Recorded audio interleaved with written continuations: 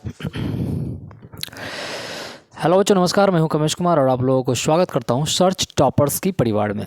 तो जैसा कि जानते हैं आप लोग कि हम लोग संस्कृत का लेक्चर कर रहे हैं और संस्कृत में आज हम लोग पढ़ने वाले हैं संस्कृत का तीसरा अध्याय आलस कथा के बारे में, जिसमें हम लोग पढ़ेंगे कि व्यक्ति के गुण के बारे में क्या बताया गया है और आलस होने से व्यक्ति के ऊपर क्या जो आलस की जो नुकसान है वो इस पाठ में हम लोग देखेंगे, जिसका रचयिता है आपको विद्यापति जी, जो मिथिला के प्रसिद्ध कवि के नाम से भी जाने जाते हैं। ठीक है, तो जैसा कि आप लोग को ये मालूम है कि हम लोग ये सर्च टॉपर्स क्यों बनाया है, हमारा अभियान क्या है। तो हमारी अभियान सर्च टॉपर्स की पहचान ये पहल करते हुए हम लोग आगे बढ़ रहे हैं और उम्मीद करता हूँ कि आप लोगों को क्लास पसंद आ रहा होगा। और जैसा कि जानते हैं कि हम लोगों ने मात्र 1 महीने का वक्त लिया और इस 1 महीने में आप लोगों को हमें कम से कम फर्स्ट डिवीज़न तक हमें पहुंचाना है। ठीक है, तो चलते हैं हम लोग बिना समय गवाए अपने चैप्टर की तरफ। आपका चैप्टर जैसा कि आपको दिख रहा होगा बच्चों आपके स्क्रीन बोर्ड पे, जिस चैप्टर के बारे में अभी हम लोग पढ़ने वाले हैं वो चैप्टर आप लोगों को दिख रहा होगा कि किसके बारे में हम लोग अभी पढ़ने वाले हैं। वो है आपका आलस कथा। ठीक है, क्या है? आलस कथा। इसके बारे में हम लोग अभी देखेंगे फटाफट। तो तैयार हो जाइए, हम लोग चलते हैं सीधा अपने क्वेश्चन की तरफ। ये दिख रहा होगा आपको, अपने जो सवाल है आपको स्क्रीन बोर्ड पे दिख रहा होगा। पहला सवाल पूछ रहा है आपसे कि आलस कथा के रचयिता कौन है।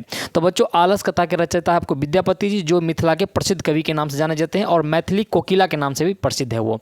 ठीक है, तो आंसर क्या हो जाएगा? आलस कथा के रचयिता कौन है? विद्यापति। कहीं पे दिख रहा है आपको, ये बी राइट आंसर हो जाएगा आपका। ठीक है, आलस कथा पाठ कहाँ से संकलित है? आलस कथा जो पाठ है वो कहाँ से लिया गया है?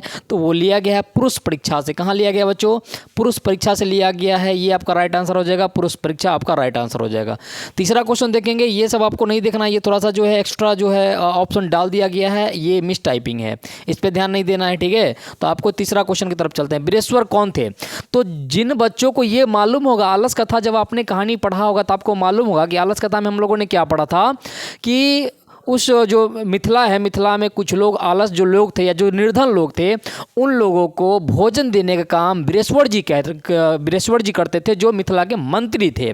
तो कहा जाता है वीरेश्वर कौन थे? तो वो मिथिला के मंत्री थे बुआ। ठीक है, तो आंसर क्या हो जाएगा? मिथिला के मंत्री। आपका बी राइट आंसर हो जाएगा, मिथिला के मंत्री। ठीक है, अगला सवाल पे चलते हैं हम लोग। अगला सवाल पूछ रहा है आपका कि मिथिला का मंत्री कौन था? अभी जस्ट अपोजिट कर दिया है, मिथिला के मंत्री वीरेश्वर कौन थे? मिथिला के मंत्री। तो दोनों अपोजिट है। मिथिला का मंत्री कौन था? वीरेश्वर जी। कौन थे? वीरेश्वर जी। कहाँ है? आपका डी राइट आंसर हो जाएगा। कौन थे? वीरेश्वर जी, ध्यान में रखेंगे। अगला सवाल है आपका, मैथिली कवि कौन था? तो मैथिली कवि है विद्यापति जी। ठीक है, मैथिली कवि कौन है बुआ? वो है आपको Vidyapati ji. Your answer should be C.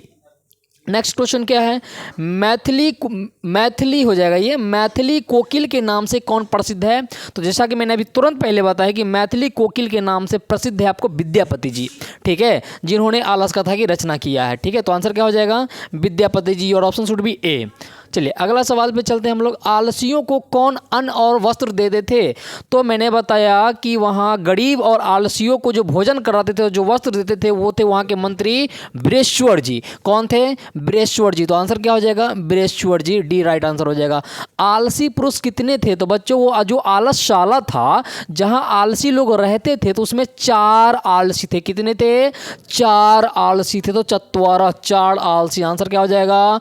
Answer क्या हो जाएगा? डी आपका राइट आंसर हो जाएगा, 4। कितना? 4। ठीक है ना। आलस कथा पाठ में किस महत्व का वर्णन किया गया है? आलस कथा पाठ में किस महत्व का वर्णन किया गया है? तो मानव के गुण का वर्णन किया गया। किसका बच्चों? मानव के गुण का। अच्छा मानव है, कर्मयोगी है या आलसी है, यही तो बताया गया है। तो आलसी के बारे में बताया गया, जो किसका गुण है? मानव का गुण है। ठीक है, अगला सवाल देखते हैं हम लोग। ये फिर से आ गया, कोई क्रांति गाड़ी का था।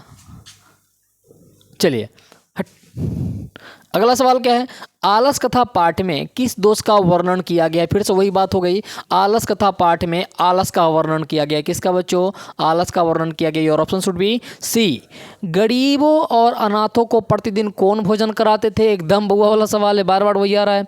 तो गरीबों और अनाथों को भोजन कराने वाले जो व्यक्ति थे वो थे वीरेश्वर महाराज, वीरेश्वर जी। ठीक है ना, कौन थे? वीरेश्वर जी। ठीक है, your option should B D. मनुष्य को कौन नष्ट कर देता है? तो मनुष्य को आलस नष्ट कर देता है। वो आलस एक ऐसी बीमारी है जो किसी अंदरूनी बीमारी से भी बहुत बड़ी बीमारी है, जो आपको कहीं का नहीं छोड़ता है। ठीक है, तो मनुष्य को कौन नष्ट कर देता है? आलस नष्ट कर देता है। ये सबसे बड़ी बीमारी क्यों है? क्योंकि अगर शरीर का रोग है तो उसे ठीक किया जा सकता है चिकित्सा की वजह से, मेडिसिन लेकर के, किंतु आलस के लिए कोई दवा नहीं बना है, आलस को ठीक किया ही नहीं जा सकता है। इसीलिए यह बहुत बड़ी बीमारी है जो मनुष्य को नष्ट कर देता है। तो क्या कह रहा है कि मनुष्य को नष्ट कर देता है? आलस नष्ट कर देता है बच्चों। ठीक है, अगला सवाल देखेंगे, बृहस्वर नाम का मंत्री कहाँ रहता था? तो बृहस्वर नाम के मंत्री मिथिला में रहते थे। कहाँ रहते थे बच्चों? मिथिला में। मिथिला में आपका आंसर क्या हो जाएगा? बी राइट आंसर हो जाएगा। कारुणिक के बिना किसकी गति नहीं है? तो कारुणिक के बिना बच्चों आलसियों की गति नहीं है। समझ रहे हैं ना, आलसियों की गति नहीं है। और ऑप्शन शुड बी डी। आलसशाला में आग क्यों लगाई गई थी? तो चूंकि वहाँ बहुत सारे लोग आ गए थे जो आलस बन करके भोजन करते थे, तो जो असली आलसी था ना उसका भोजन घट जाता था, तो इसलिए आलसियों की पहचान करने के लिए वो आलसशाला में आग लगाया गया था। इससे ये पता चले कि जो नकली आलसी है वो तो भाग ही जाएगा आग देख करके, किंतु जो असली आलसी है उसे दुनिया उलट फेर कुछ भी हो जाए, किंतु असली आलसी तो आलसी होता है, कुछ कर ही नहीं सकता। तो पूछ रहे आलसशाला में आग क्यों लगाई गई थी? तो आलसियों की पहचान करने के लिए। ठीक है, आंसर क्या हो जाएगा आपको? आलसियों की परीक्षा करने के लिए। और ऑप्शन शुड बी बी आपका राइट आंसर हो जाएगा। आलसियों की परीक्षा लेने के लिए कि कौन असली है और कौन नकली है। ठीक है बुआ, चलिए नेक्स्ट क्वेश्चन क्या है? आलसशाला में लगी आग को देखकर कौन भाग गया? तो जो नकली आलसी था, जो धूर्त लोग था, वो लोग भाग गया। समझ रहे ना, वो तो सिर्फ खाने के लिए आलसी बना था, किंतु हाथ पैर से तो काम कर ही रहा था, तो आग से उसको मरना है, वो लोग भाग गया डर से। तो कौन भाग गया था? धूर्त लोग। धूर्त बोले तो नकली लोग। ठीक है ना, जो दिखावा करता था। आलसशाला में आग लगने पर भी कितने लोग नहीं भागे? तो 4 लोग नहीं भागे थे बच्चों, चत्वारा। समझ रहे ना, 4 लोग नहीं भागे थे जो असली आलसी था। ठीक है, चलिए भीषण भूख लगने पर भी कौन कुछ नहीं कर सकता? अब देखिए आलस एक ऐसी बीमारी है, क्योंकि शरीर की बीमारी है तो वो तो लोग तो खा तो सकता है, किंतु वो आलस ऐसी बीमारी है कि सामने में खाना दे दो फिर भी नहीं लोग खाता है, इतने आलसी होते हैं। समझ रहे हैं, तो पूछ रहा है कि भीषण भूख लगने पर भी कौन कुछ नहीं करता है? तो आलसी लोग। कौन? आलसी। आपका राइट आंसर क्या हो जाएगा? ए आपका राइट आंसर हो जाएगा। उसके बाद है कम दृष्ट्वा सर्वे धूर्ता पलायिता। किसको देखकर सभी धूर्त भाग गए थे? कम दृष्ट्वा सर्वे धूर्ता पलायिता, तो आंसर क्या हो जाएगा? परवृद्धम अग्निम दृष्ट्वा सर्वे धूर्ता पलायिता। मतलब जो बहुत बड़ी आग की लपेटा थी उसको देख करके सभी धूर्ता भाग गए थे। तो आंसर क्या हो जाएगा? परवृद्धम अग्निम। ठीक है, अगला क्वेश्चन है आपका, बृहस्वर का आशित। बृहस्वर कौन थे? तो बृहस्वर मंत्री आशित। मंत्री है कहीं पे? ये सी राइट आंसर हो जाएगा। बृहस्वर मंत्री आशित वो हुआ, बृहस्वर मंत्री थे। ठीक है, मिथिला के मंत्री थे जो सभी को भोजन कराते थे। आलस कथाया कथाकारक। आलस कथा का कथाकार कौन है? तो विद्यापति। कौन है बच्चों? विद्यापति। ठीक है, आंसर क्या हो जाएगा? Your option should B D. चलिए अगला क्वेश्चन है, बृहस्वरो नाम मंत्री कुत्र आसीत। बृहस्वर नाम के मंत्री कहाँ रहते थे? तो बृहस्वरो नाम मंत्री मिथिलाया आसीत। मिथिलाया नाम। ठीक है, तो कहाँ रहते थे? मिथिला में रहते थे।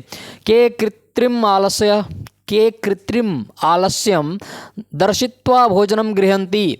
कौन था जो कृत्रिम आलस बन करके दिखा करके भोजन ग्रहण करते थे? तो कौन थे बच्चों? वो धूर्त लोग थे। कौन थे? धूर्त लोग। ठीक है ना, तो आंसर क्या हो जाएगा? धूर्त कृत्रिम आलस्यम दर्शित्वा भोजनम गृहंती। ऑप्शन क्या आंसर हो जाएगा? बी आपका राइट आंसर हो जाएगा। ओके, चलिए अगला सवाल है, चत्वार आलसा कै बहिष्कृता। जो 4 लोग थे वो क्या बहस करते थे? तो चत्वार आलसा नियोगी पुरुष है बहिष्कृता। आंसर क्या हो जाएगा? नियोगी पुरुष राइट आंसर हो जाएगा। ओके, अगला सवाल क्या है, आलसशालायाम कति पुरुषा सुप्ता। आलसशाला में कितने पुरुष रहते थे बच्चों? तो वो 4 पुरुष रहते थे, चत्वार।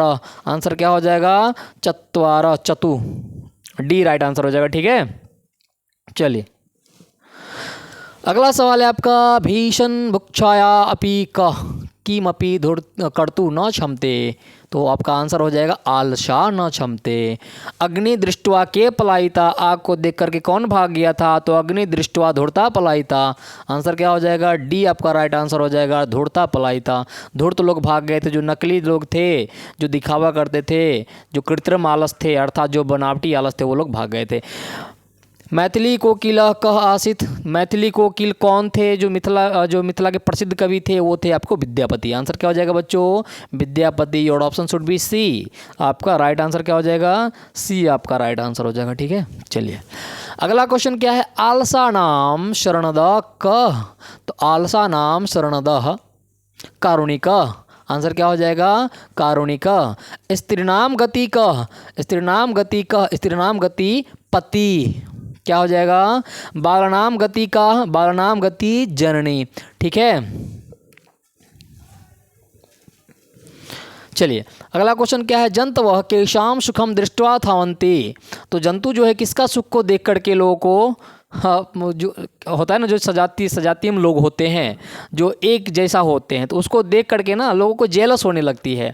तो जो कृत्रिम मानस जो आलस बन करके आए थे भोजन करने के लिए, तो उसको देख करके जो पड़ोसी लोग थे ना उसको भी जेलस हो रहा था। समझ रहे ना कि वो लोग तो आलस नहीं है फिर भी भोजन कर रहे, तो हम क्यों पीछे रहे? तो वो लोग भी धूर्त बन करके बहुत से आलस हो गया था आलसशाला में, जिसकी वजह से जो असली आलसी था उसके लिए भोजन कम पड़ रहा था। ठीक है, तो क्या पूछ रहा है आपको? जंतवः केषां सुखम दृष्ट्वा धावन्ति। तो सजाती नाम जो एक जैसे लोग होते हैं, एक प्रवृत्ति के जो लोग होते हैं ना, उसको सुख देखी नहीं जाती है बच्चों। समझ रहे हैं ना? पश्चादलसानां सुखम दृष्ट्वा डैश अपि कृत्रिम आलस्यम दृष्ट्वा भोजनम गृहन्ति। तो आपको हो जाएगा धूर्तापि। ये खाली जगह रिक्त स्थान को भरना है, तो क्या हो जाएगा आपको? धूर्तापि। ठीक है ना, यही तो कृत्रिम आलस थे। ठीक है, तो धूर्ता राइट आंसर हो जाएगा बच्चों। आलस कथा पाठ कुत्र संकलित। आलस कथा पाठ जो है वो कहाँ से संकलित किया गया है, कहाँ से लिया गया है? तो पुरुष परीक्षा से, पुरुष परीक्षात। आलस कथा पाठ पुरुष परीक्षात संकलित। तो आंसर क्या हो जाएगा बच्चों? आपका बी राइट आंसर हो जाएगा, पुरुष परीक्षात। ठीक है, आंसर ध्यान में रखेंगे। चलिए अगला क्वेश्चन है, पुरुष परीक्षा या रचनाकार कः। पुरुष परीक्षा के रचनाकार कौन है? तो पुरुष परीक्षा या रचनाकार विद्यापति। कौन है हो जाएगा बच्चों? विद्यापति। आपका विद्यापति राइट आंसर हो जाएगा। मिथिलायां मंत्री कः। मिथिला के मंत्री कौन थे? मिथिलायां मंत्री वीरेश्वर। कौन हो जाएंगे? वीरेश्वर। आपका सी राइट आंसर हो जाएगा। ठीक है, चलिए नेक्स्ट क्वेश्चन, मैथिली कवि कः आसीत। मैथिली कवि कौन थे? मैथिली कवि विद्यापति ही आसीत। सी आपका सी राइट आंसर हो जाएगा, विद्यापति। ध्यान में रखेंगे। ठीक है, कारुणिकम बिना केशाम गति न अस्ति। तो आपको हो जाएगा आलसा नाम राइट आंसर हो जाएगा। सी आपका राइट आंसर हो गया, आलसा नाम। ठीक है, कारुणिकम बिना आलसा नाम गति न अस्ति। विद्यापति लोकप्रिय, फिर ये आ गया रिक्त स्थान वाला। विद्यापति लोकप्रिय, विद्यापति लोकप्रिय थे कहाँ के? तो मिथिला के कवि थे। ठीक है ना, तो विद्यापति लोकप्रिय मैथिली कवि आसित। ठीक है, विद्यापति मिथिला के लोकप्रिय कवि थे बच्चों। ठीक है, नेक्स्ट क्वेश्चन, नीतिकारा आलस्यम मन्यते। फिर इसमें रिक्त स्थान आ गया। ठीक है, तो नीतिकारा रिपु आलस्यम मन्यते। रिपु रिपु रिपु आपका राइट आंसर हो जाएगा रिपु। ए, योर ऑप्शन शुड बी ए। आसित मिथिलायाम, फिर से रिक्त स्थान हो गया। आसित मिथिलायाम डैश नाम मंत्री। तो पूछ रहा है कि मिथिला में किस नाम के मंत्री रहते थे? तो आसित मिथिलायाम वृश्वर नाम मंत्री। तो वृश्वरो नाम मंत्री, वृश्वर नाम के मंत्री रहते थे। ठीक है, आलस कथा पाठ कुत संकलित। आलस कथा पाठ कहाँ से संकलित किया गया बच्चों? आलस कथा पाठ पुरुष परीक्षात संकलित। तो पुरुष परीक्षात आपका बी राइट आंसर हो जाएगा, पुरुष परीक्षात। ठीक है, चलिए नेक्स्ट क्वेश्चन क्या है आपका? अगला सवाल है, आलस कथा पाठस्य लेखक कः। आलस कथा पाठ के लेखक कौन है? तो आलस कथा पाठस्य लेखक विद्यापति। विद्यापति विद्यापति, और ऑप्शन शुड बी बी। मिथिलायां मंत्री का, मिथिलायां मंत्री का, मिथिलायां मंत्री वीरेश्वर। मिथिला के मंत्री कौन थे बच्चों? मिथिलायां मंत्री Vireshwar. Your option should be C. Maithili कवि कः आसित। मैथिली कवि कौन थे? मैथिली कवि विद्यापति ही आसित। एक ही क्वेश्चन को घुमा फिरा के पूछ रहा है। ठीक है ना, तो आपको याद रखना बहुत आसान हो जाएगा बच्चों। ठीक है, कहानी थोड़ा सा जिसको सही से मालूम होगा आलस कथा पाठ का, उसके लिए ऑब्जेक्टिव कुछ नहीं है, समझे? एक बार आप पढ़ लीजिए, उसके बाद आप निश्चिंत रहिए एग्जाम तक। कारुणिकम बिना केशाम गति नास्ति। कारुणिकम बिना केशाम गति नास्ति। कारुणिकम बिना आलसा नाम गति नास्ति। क्या हो जाएगा? आलसा नाम गति नास्ति। सी राइट आंसर हो जाएगा। तत्रैव कति पुरुषा सुप्ता, तत्रैव कति पुरुषा सुप्ता, तत्रैव चत्वारः पुरुषा सुप्ता। ठीक है, तो क्या हो जाएगा आपका राइट आंसर? चत्वारः पुरुषा। ठीक है, ऑप्शन शुड बी ए। इयं कथा कस्मात् ग्रंथात् उद्धति अस्ति। इयं कथा, यह कहानी अकस्मात् ग्रंथात्, किस ग्रंथ से उद्धत अस्ति लिया गया है? तो इयं कथा पुरुष परीक्षात ग्रंथात उद्धतम अस्ति। ठीक है, पुरुष परीक्षात हो जाएगा। Your option should be B. ठीक है बुआ, चलिए बी राइट आंसर हो जाएगा। बस क्वेश्चन आंसर को ध्यान में रखना है। ठीक है, क्वेश्चन पढ़िए, आंसर को ध्यान में रखना है, ताकि एग्जाम में जब ऑब्जेक्टिव आए तो आपको आंसर नहीं भी याद है, जब ऑप्शन देखेंगे तो उस समय आपको आंसर याद हो जाएगा। एक बार जैसी ऑप्शन आपके दिमाग में आएगा कि खट से आपको आंसर पता चल जाएगा, हाँ ये पढ़ा था। अस्याम कथयाम कस्य महत्वम वर्णितम अस्ति। इस कथा में किसकी महत्व को वर्णन किया गया है? ठीक है, तो अस्याम कथयाम मानव गुणानाम महत्वम वर्णितम अस्ति। इस कहानी में बच्चों मानव के गुण का वर्णन किया गया है। ठीक है, तो ऑप्शन क्या हो जाएगा? सी, मानव गुणानाम। ठीक है, विद्यापति लोकप्रिय आसित, रिक्त स्थान है। विद्यापति लोकप्रिय आसित, विद्यापति कहाँ के लोकप्रिय क्या थे? तो विद्यापति लोकप्रिय मैथिली कवि आसित। क्या हो जाएगा आंसर? मैथिली कवि आसित। विद्यापति लोकप्रिय थे कहाँ के? मैथिली कवि थे। ठीक है, किस लिए कवि लोकप्रिय थे? मिथिला के कवि की वजह से। ठीक है, चलिए उम्मीद करता हूँ कि आपका क्वेश्चन आंसर खत्म हो गया होगा। ठीक है, देख रहे हैं ना, वन शॉट में इतना कम समय में आपका 50 क्वेश्चन का गर्दा उड़ जाता है। बस एक बार ध्यान में रखेंगे, एग्जाम तक निश्चिंत रहिए बुआ। ठीक है, चलिए तो क्लास को यहीं पे ख़त्म करते हैं। ठीक है, और यदि किसी को अगर कोई समस्या हो तो देखिए आपको कॉन्टैक्ट नंबर यहाँ पे दे दिया गया है बच्चों। ठीक है, ये आपको कॉन्टैक्ट नंबर दे दिया गया है, यहाँ पर आप कॉल करके पूछ सकते हैं कोई भी समस्या हो क्लास से लेकर के, कौन क्लास नहीं आ रहा है, कौन क्लास आपको जल्दी। हाँ, ये भी आप कमेंट में लिख दीजिएगा कि आपको कौन से सब्जेक्ट को जल्दी कवर करना है, तो वो सब्जेक्ट का टीचर मेरे पास अवेलेबल है, उसका फटाफट क्लास आपको डलवा देंगे। ठीक है, तो आप क्या करेंगे, आप एक बार कमेंट करके मुझे बता देना कि कौन सी क्लास आपको तेज़ी से चाहिए। ठीक है बच्चों, तो क्लास को यहीं पे ख़त्म करते हैं और मिलते हैं एक छोटे से ब्रेक के बाद। तब तक के लिए धन्यवाद, नमस्कार।